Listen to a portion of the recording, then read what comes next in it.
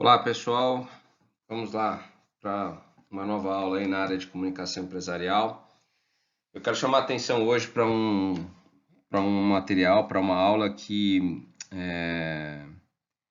chama-se produção de conteúdo. É uma introdução, né, sobre produção de conteúdo. Eu penso que produção de conteúdo é inclusive uma disciplina que a gente tem que ter na faculdade, porque hoje em dia nós estamos vivenciando uma situação muito diferente com relação ao uso da internet de modo empresarial. E esse uso diferente da internet para efeitos, né, empresariais tem a ver com a produção de conteúdo, que seja um conteúdo que realmente atinja o consumidor em níveis muito maiores do que a gente tem visto até então. Eu costumo sempre começar essa aula fazendo uma parte com relação a públicos, né? Para a gente só fixar também isso. E aí a gente entra na questão da produção de conteúdo em si, e como eu considero também que isso é importante para a gente poder desenvolver nosso trabalho como comunicador empresarial. Bom, sempre lembrando que público interno é aquele formado por funcionários, família de funcionários, fornecedores e clientes cadastrados. Em resumo, todos aqueles com os quais a empresa consegue contato direto. Se eu quiser falar com o funcionário, com a família de funcionários, se eu quiser falar com fornecedores, com os clientes que são cadastrados, eu consigo chegar especialmente porque eu tenho os contatos, eu tenho os dados, né? E esse público, então, para mim, é um público de muita importância, porque é o primeiro porta-voz da minha empresa. É aquele público que vai realmente ter um contato direto com tudo aquilo que eu produzo, com os valores que eu tenho, com a minha imagem e especialmente também com a minha identidade. Cuidar do público interno é cuidar da produtividade da empresa.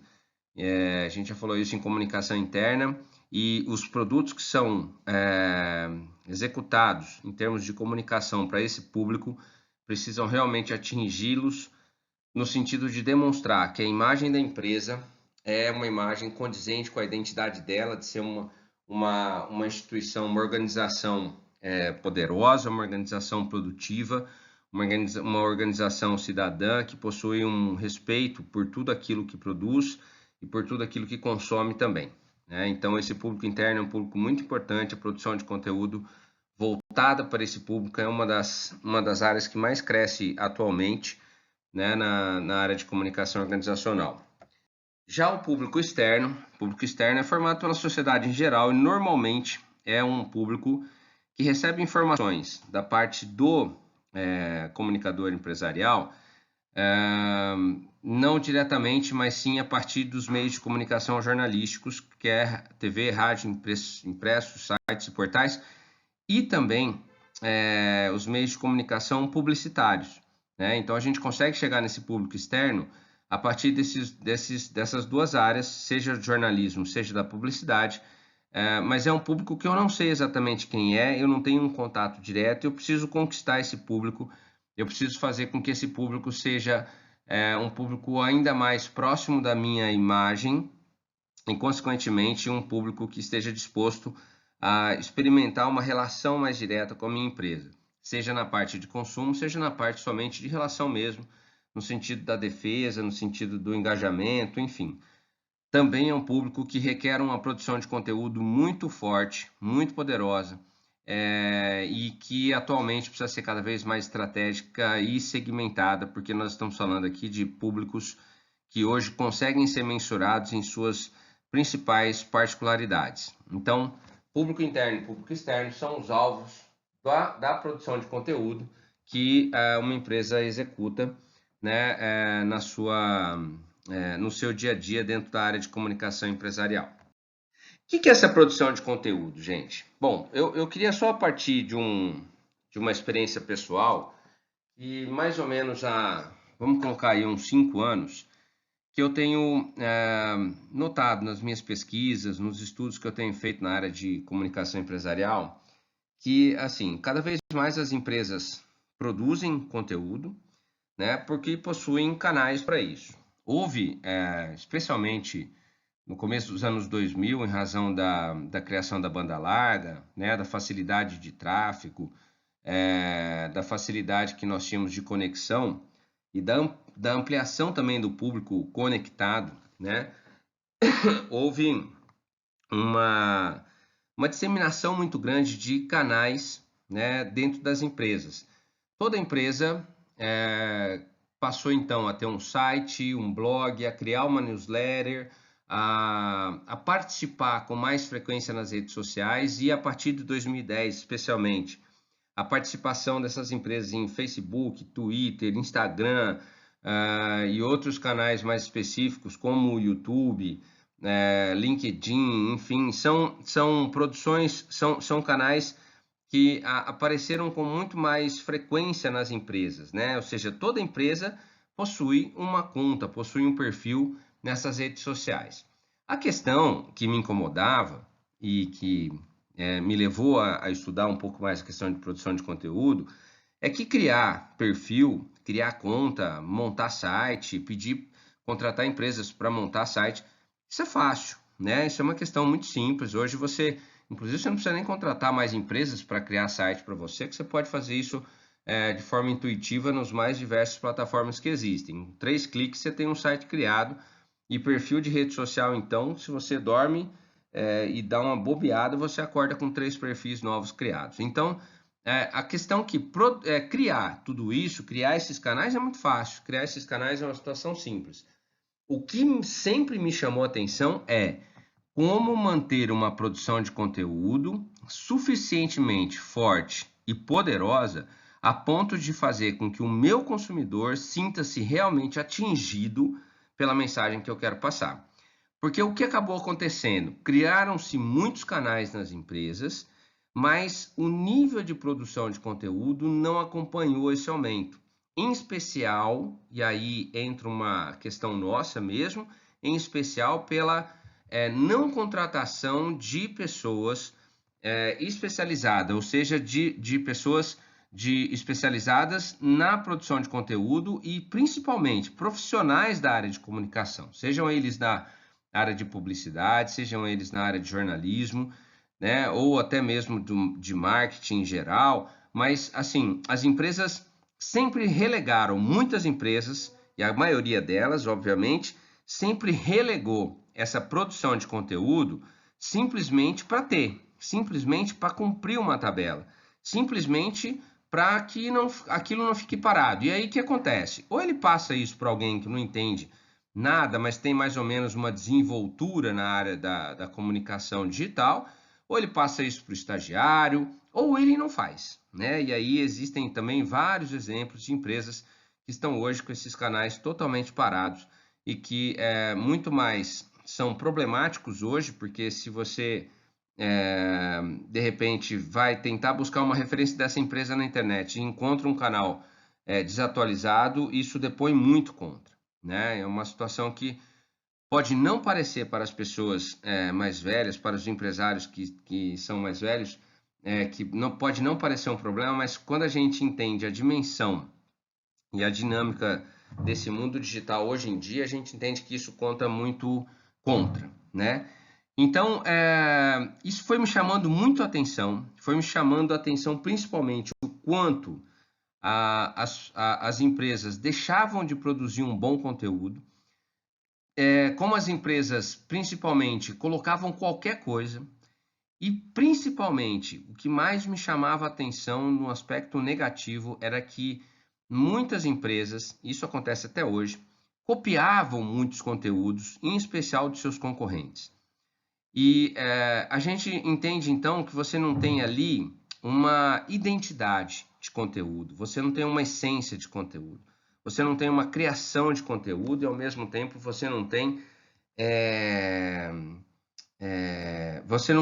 efetivamente um avanço em termos de resultado, porque obviamente você está só preenchendo espaço e não está pensando estrategicamente no seu consumidor. A produção de conteúdo, então, ela precisa ser algo pensado. Aí, na sequência dos meus estudos, eu tive contato com um digital influencer, que na verdade ele é um dos 50, ele foi eleito agora recentemente, no ano passado até, ele foi eleito um dos 50 maiores influenciadores de marketing de conteúdo do mundo, e é um brasileiro chamado Cássio Politi. Ele possui uma empresa de conteúdo, de produção de conteúdo, chamada Tracto. E o Cássio Politi teve recentemente que eu digo assim, uns 2 anos aqui na Faculdade de Comunicação, e nós temos um contato já há longo tempo, desde quando ele participava do Comunix, que é aquele site também ligado a questões de comunicação. E quando a gente se encontrou dessa última vez, quando nos encontramos dessa última vez, nós tivemos um longo papo sobre isso. Eu coloquei para ele um pouco desse meu incômodo com relação à produção de conteúdo e o que estava acontecendo. E ele falou assim, olha, assista a palestra de hoje à noite e eu vou te mostrar o que nós temos de mais novo em termos de produção de conteúdo e o que as empresas precisam se atentar para produzir esse conteúdo. Realmente a palestra dele foi sensacional e me fez, então, ter várias respostas com relação a essa questão de produção de conteúdo.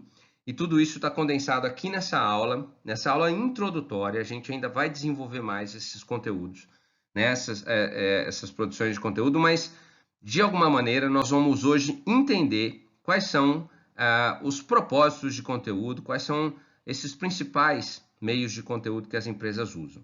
Né? Então, eu condensei tudo isso nessa aula para que a gente possa ter já um panorama geral dessa questão. O que significa a produção de conteúdo, gente? A gente parte do princípio que de toda empresa, hoje, é uma empresa de mídia, porque justamente aquilo que eu falei agora há pouco, ela possui canais diversos para se comunicar com seus públicos internos e externos. Ela possui redes sociais, ela possui blog, ela possui newsletter, ela possui sites, algumas possuem até canais, portais, outras possuem intranets muito bem desenvolvidas. Enfim, são empresas que emitem informação, emitem mensagens. E aí, nesse caso, a produção de conteúdo por esses diferentes canais é o grande desafio que essas empresas enfrentam.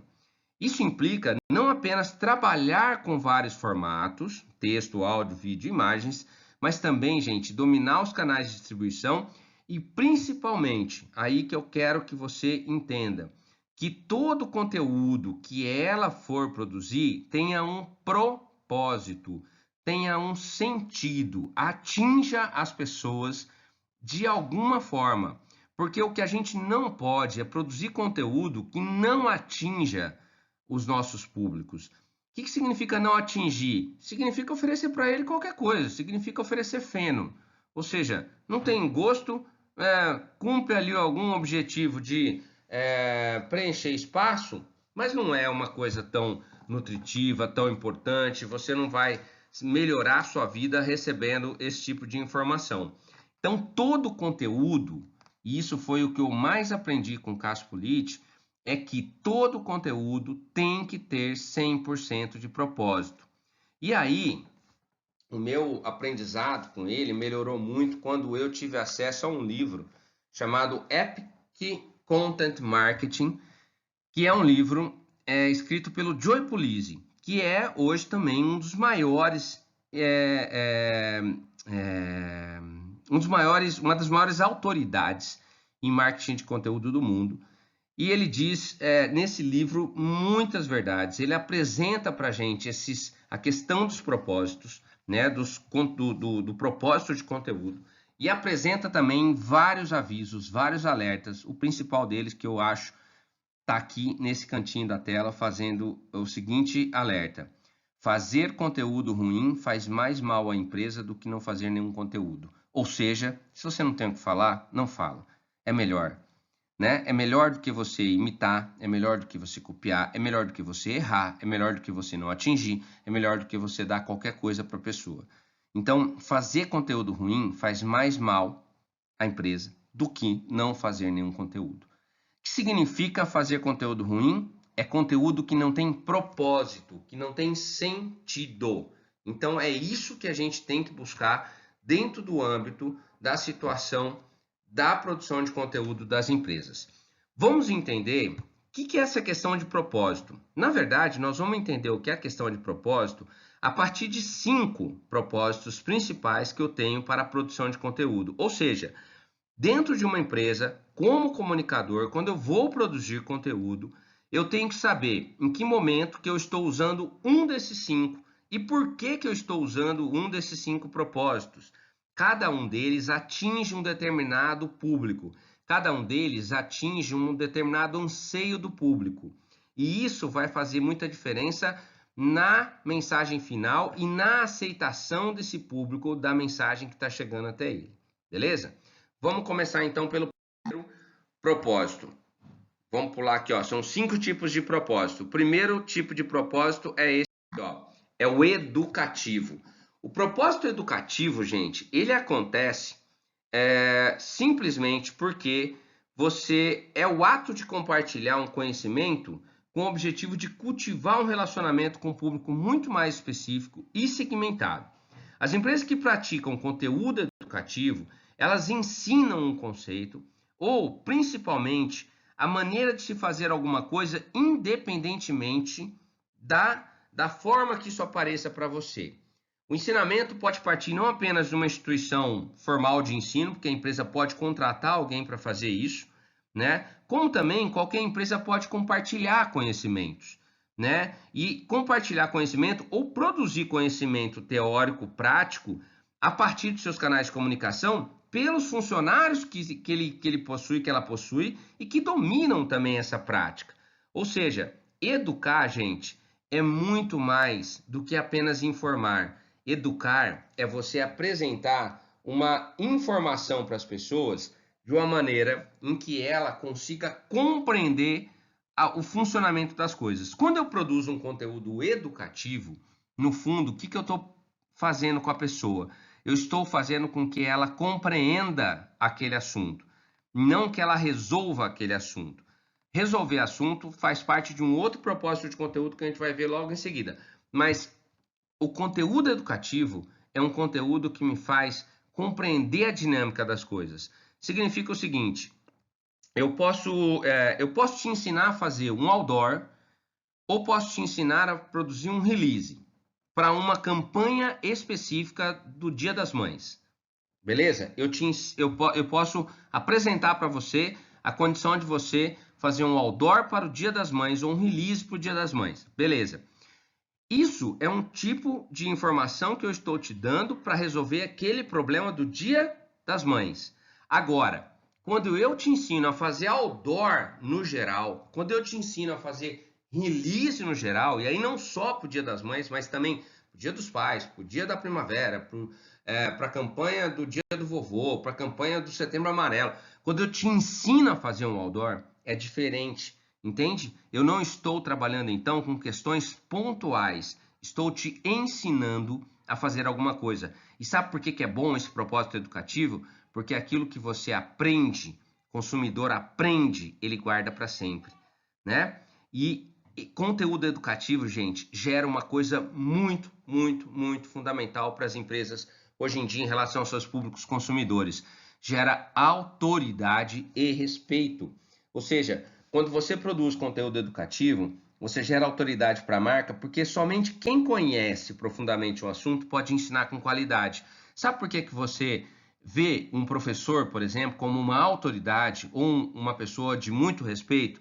Porque ele te ensina alguma coisa. E quando a gente recebe um ensinamento, quando a gente recebe algo que vai ser útil para a nossa vida, a gente tem uma conexão maior. E o conteúdo educativo promove essa conexão maior, essa conexão de autoridade. E principalmente, gente, faz com que a gente sempre queira buscar informações e queira buscar também uma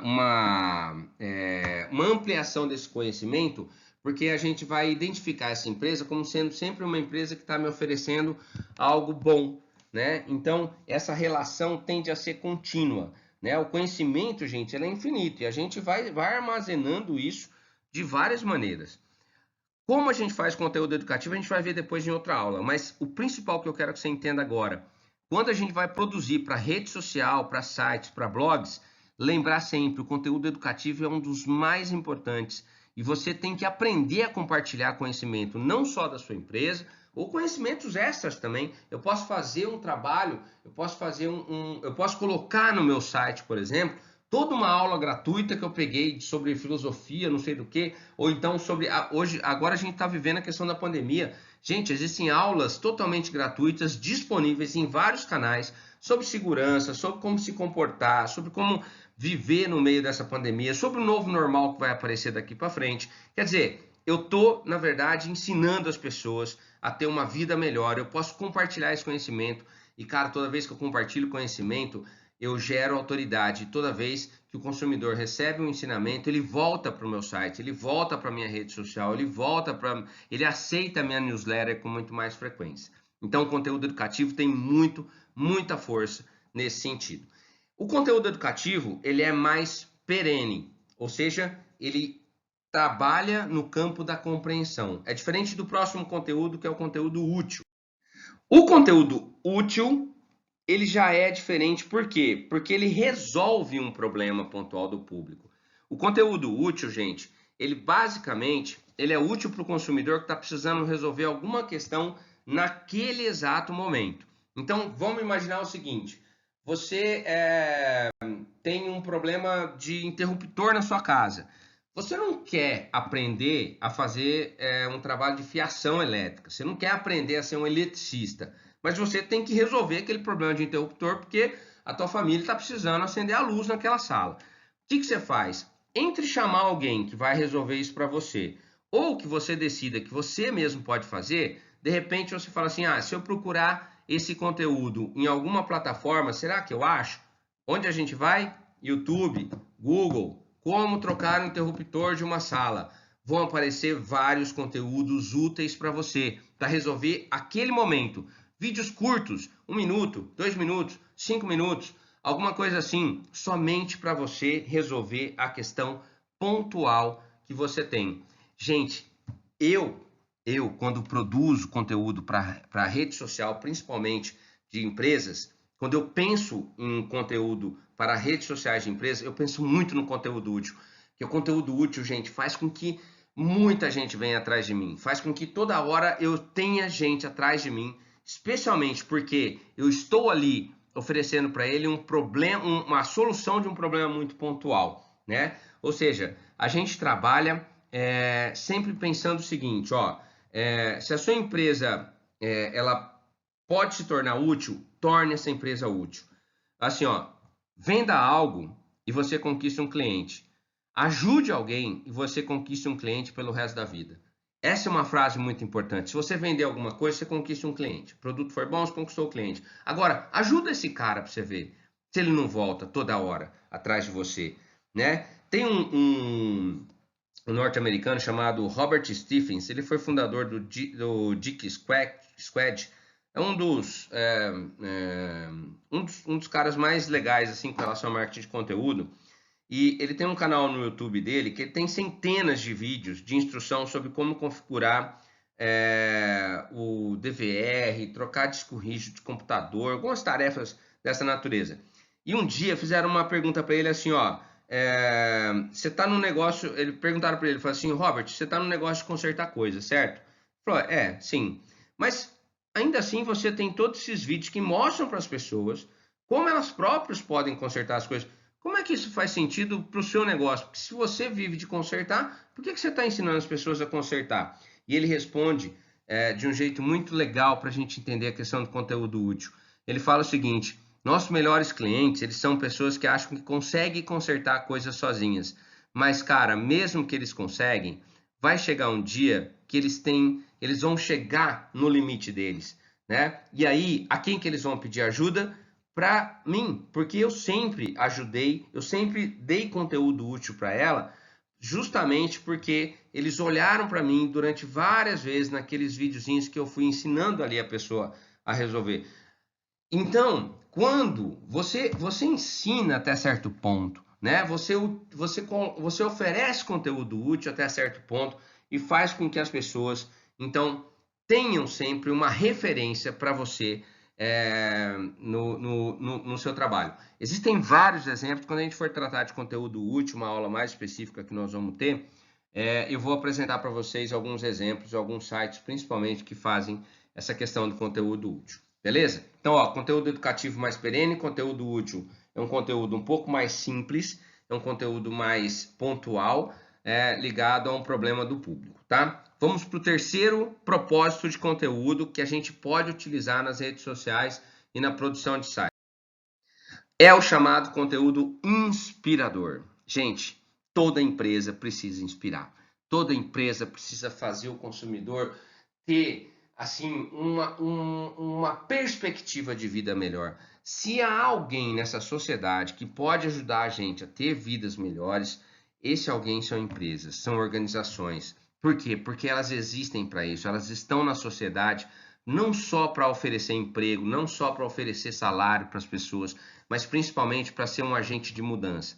As empresas que já hoje em dia entenderam esse propósito, entenderam que elas podem ser inspiradoras, estão hoje nos top of mind de todas as pesquisas, né? Então você pode pegar aí, ó, Natura, Boticário, a Coca-Cola, o Waze, Samsung, essas grandes marcas, elas são muito mais do que marcas, elas são inspiradoras de vida.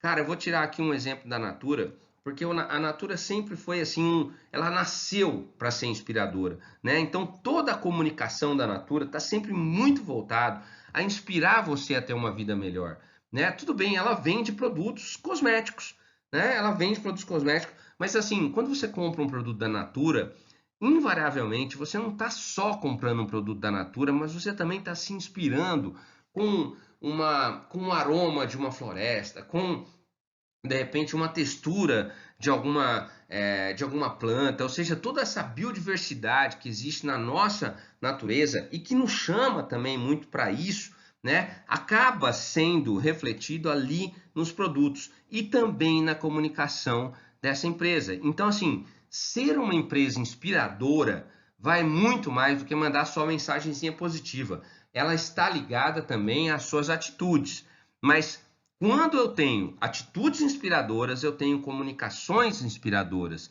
Comunicações que criam um envolvimento emocional em torno de uma causa, em torno de uma paixão, em torno de um estilo de vida, etc. Ou seja, eu vou sempre buscar oferecer para as pessoas um momento diferente, oferecer para elas um respiro diferente, uma pausa no meio de toda essa confusão. Nesse momento que a gente está vivendo da pandemia, nesse momento que a gente está vivendo aqui com incertezas, com medos, né? com muito cuidado, né? Existem empresas que estão assumindo esses papéis de serem inspiradoras, né? E seja na área de comércio, seja na área de emprego, seja na busca por soluções para que essa situação seja cada vez mais amenizada, essas empresas não serão esquecidas. Muito ao contrário daquelas empresas que só reclamam, que só pedem para abrir, só querem saber de negócio. No fundo, tem um discurso muito negativo no sentido de dizer,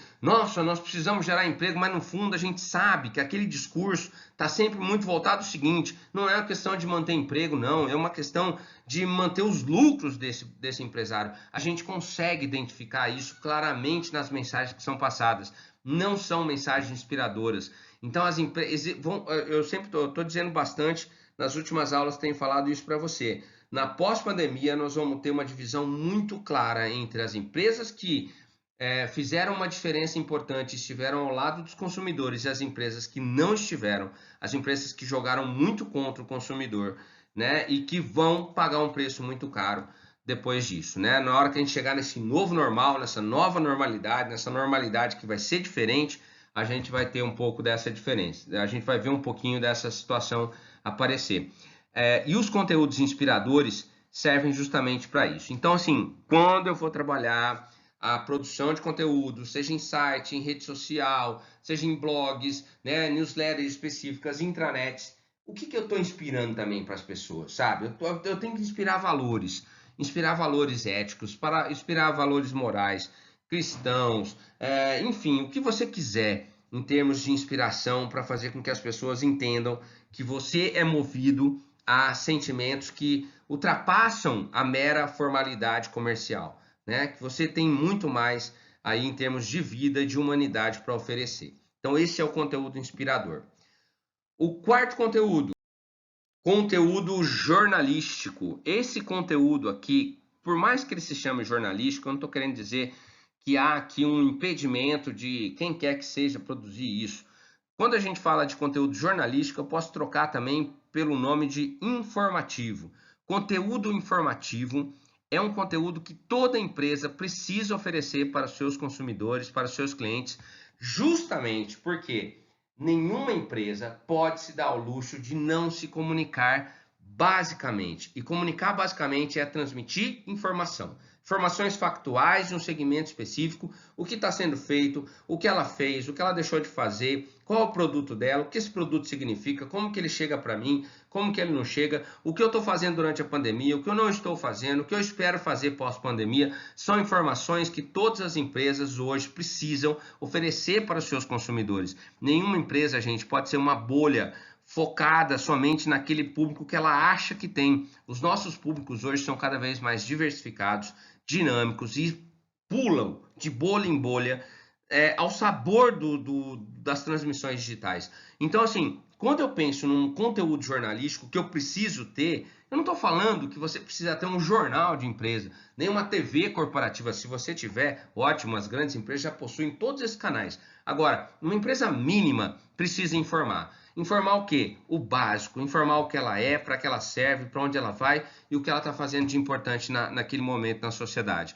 Então, informar, gente, informação é um bem precioso para a humanidade. As pessoas não saem de casa sem informação. Imagina se eu peço para você ir de um ponto A para o ponto B e se você não conhece a cidade, você precisa do quê? De informação. Se você quer ir para a praia, o que você precisa? Informação. Preciso saber se vai chover, se vai fazer sol, que roupa que eu vou levar. Se você vai fazer uma viagem, eu preciso saber de informação. Como é que é lá o lugar, se eu preciso levar roupa X, se precisa levar roupa Y, eu tenho que levar quanto de dinheiro. Isso é informação. Informação é a base de muito da nossa sobrevivência em sociedade. Ou seja, o ser humano é movido à informação. Tira a informação das pessoas, você vai perceber que ela morre rapidamente em uma semana, né? Ou pelo menos, eu não digo que ela vai morrer fisicamente, mas ela morre de medo, né? Você vai criar um trauma tão grande nas pessoas que não têm informação, porque assim, aquilo é essencial, é básico, né? É fundamental. Então, assim, toda empresa, quando vai produzir conteúdo, tem que reservar uma parte desse conteúdo para esse tipo de preceito, ou seja, eu preciso colocar informação na vida das pessoas. Pode ser sobre a minha empresa em geral, pode ser sobre o meu produto, sobre meus funcionários, pode ser inclusive até mesmo sobre o meu entorno, sobre o meu contexto, sobre a minha sociedade. Enfim, você pode ser um polo de informação, sim, desde que você saiba trabalhar isso e que você se predisponha a produzir esse tipo de conteúdo, que é o conteúdo jornalístico, conteúdo informativo. Esse conteúdo precisa constar no seu rol de produções, tá? Esse é um dos mais importantes, é o quarto conteúdo e nós partimos para o quinto propósito de conteúdo, que é o conteúdo cultural. Gente, nós temos aqui uma situação diferente. Empresas que possuem uma ligação muito grande com a área cultural já fazem isso naturalmente. Mas isso não significa que a sua empresa, que não possui uma ligação com a área cultural, não possa oferecer cultura para as pessoas. Isso é fundamental. Ninguém vive, gente, de trabalho só. Ninguém vive só de discurso. A gente tem que ter diversão, a gente tem que ter arte, a gente tem que ter um pouco de alegria nessa vida. E é importante que a sua empresa possa ser uma fonte disseminadora de cultura também. Isso oferece um budget muito gordo quando a gente fala de aproximar consumidores, né? Consumidores são muito atraídos normalmente por aquilo que faz a vida deles ser uma vida melhor. E a cultura, gente, é algo que realmente faz a vida das pessoas melhor. E a gente não pode desconsiderar que o que nós estamos passando hoje, que é muitas vezes um desmonte até cultural em vários setores, né? Que isso, cara, saia da dimensão de nossa vida, né? Então, todas as empresas que possuem uma necessidade de oferecer um conteúdo importante para os seus consumidores, que eles pensem no campo cultural também. O que é oferecer propósito de cultura? Propósito de entretenimento, diversão, Isso, se você pode contratar pessoas para produzir esse conteúdo para você, você pode apoiar, você pode participar, você pode patrocinar eventos culturais e você pode levar essa cultura para as pessoas de um modo muito mais simples. Patrocínio, apoio, participação em eventos culturais, tudo isso, gente, engrandece e constrói o propósito de cultura da sua empresa na hora que você vai produzir conteúdo, né? E por quê? Porque vai fazer com que você se aproxime cada vez mais da sociedade e de uma maneira muito mais efetiva, né? Então, justamente, quando a gente fala assim do propósito cultural, eu não estou falando só para você colocar piadinha na sua rede social, nem ficar colocando um espaço lá no seu site só de bobagem. Não é isso, eu estou falando de cultura. Cultura é a vida do povo. Cultura, propósito cultural, ele tem a ver muito mais com uma questão de aproximação com o ser humano do que efetivamente de você oferecer somente uma coisinha simples, né? Ou seja, só uma piadinha ou alguma coisa do gênero. Eu estou sempre pensando que cultura tem a ver com a nossa vida em sociedade, em geral. Gente, recapitulando, 5 tipos de propósitos para que eu povoe as minhas redes sociais, os meus sites, os meus canais de comunicação da empresa. Conteúdo educativo, conteúdo útil, conteúdo inspirador, conteúdo jornalístico e conteúdo cultural. São 5 tipos de propósitos que são apresentados para a gente, em especial nesse livro que eu falei, que eu aprendi muito, que é o chamado Epic Content Marketing, que foi publicado em 2013, logo se tornou uma das principais referências desse marketing de conteúdo, né? E foi escrito pelo Joe Pulizzi, né? O Joe Pulizzi, ele é então hoje uma das maiores autoridades em marketing de conteúdo. E a definição do marketing de conteúdo, na verdade, é o seguinte: é um processo de marketing, né, e de negócio também, que vai consistir na criação e distribuição de conteúdo valioso e convincente para atrair, adquirir e engajar um público-alvo claramente definido e compreendido, com o objetivo de gerar ações rentáveis aos clientes. Tudo que eu acabei de falar para vocês. Content marketing é possuir uma mídia, ao contrário de você só usar. Quando eu falo possuir e usar, tem diferença. Porque assim, quando eu possuo, eu consigo fazer uma coisa muito melhor. Eu consigo ter uma arte no momento da minha comunicação com meus clientes.